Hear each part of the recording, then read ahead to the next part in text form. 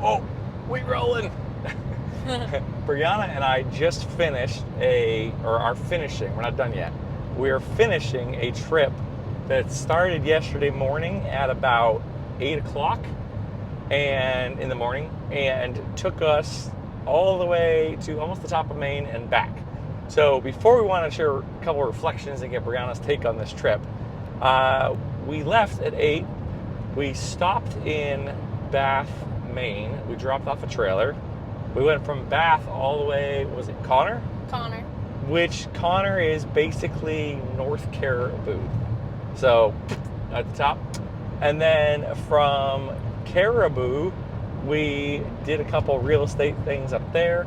And then we went over from Caribou into, where'd we go, Brianna? Canada. Canada. Why did we go to Canada? Because I wanted to. That's what the security guard asked us when we crossed the border. Why were we in Canada? And we stayed at a place in Perth something? Perth Andover? Perth Andover, yeah, Perth Andover. And then from there, we went back into Presque Isle, which is 2 words, not one, like I always thought growing up. And then from Presque Isle, we went down to Amity, which is kind of south of Holton, but kind of on the border. And from Amity, we have now gone to Bath, and we picked up a trailer in Bath, and then we went to some place. Remember the name of the place? Anyway, the place, it's it's past Booth Bay, closer to like the edge of the water. Went to Booth Bay, picked up a furnace, and then are now on our way back to Arundel. So, of all that, Brianna, what was your favorite part of the trip? My favorite part of the trip was probably last night when we went to Canada. We stayed at this incredible hotel, and it was like, the outside it looked very castle-ish, and then the inside was like a quirky international art gallery-esque. Yeah, that's right. Yeah, that's right. It was like so quirky, but like it all fit, and it was like the coolest hotel ever. And then we went to this like random log cabin for like dinner, and we had hamburger poutine, which was amazing, and we had milkshakes. I had chocolate. Dad had both banana and what was your butterscotch. Butterscotch. I ordered butterscotch and they gave me banana, which is not the same. Yeah, he was very thrilled about that.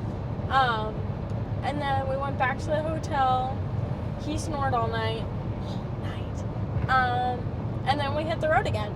And I got to get like, what was it, like 6 hours for driver's ed? Yeah, you drove for like, I think almost 7 hours. 7 hours. I got 7 hours for driver's ed. So, not close to 70 at all, but we made progress. Progress. And we're alive still, so that is a plus. It tells you she did a good job. Now, what did you think of like the northern Maine area, like Caribou and some of the areas around there? It was farmland, really. It was like it kind of felt like getting dropped in Amish country, Pennsylvania, except you're in Maine. It was weird because southern Maine was like cities, and then in the middle of Maine it was, well, as far as Maine has cities, so not big, like towns. And then the middle of Maine was like all forests. I mean, all trees. Quadzillion trees, literally. So many trees.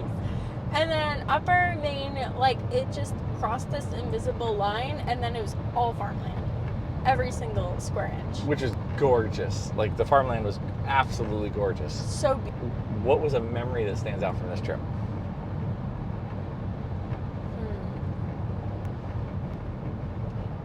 There are a few. Okay, share one that's safe for the public. Yeah. Okay. I think the memory we're gonna go with is so we were in Canada, and we were just like, we crossed back into we were at the American border, and apparently Dad almost got detained because he couldn't read stop signs. No, they had like They had like a million signs, and they weren't all in one place. They're all over the place. So I was trying to read all the signs, and apparently I missed the stoplight that turns red or green, but there was nobody there. So I stopped at the booth, just not at the light that he was very attached to. Yeah, so then the grumpy border patrol guy, he was like all ticked off because Dad couldn't read signs. And he was like, "Arr, what are you doing here?" And Dad was like, "Oh, sorry." I was like, "I know I stopped in the middle of the road. It was because I was reading all the signs." He goes, "Yeah, well, you could have still stopped at the stoplight." So we almost had to stay in Canada permanently, but... And then he says, "What were you doing in Canada?" I said, "We wanted to stay the night." And he said, "Where do you live?" And we said, "Southern Maine." And he's like, "Why in the world would you come from Southern Maine to stay in Perth, Andover?" Yeah, he said, if I went anywhere to stay in Canada, Perth, Andover would not be it. So, but don't get us wrong, Perth, Andover, we loved you. It was great.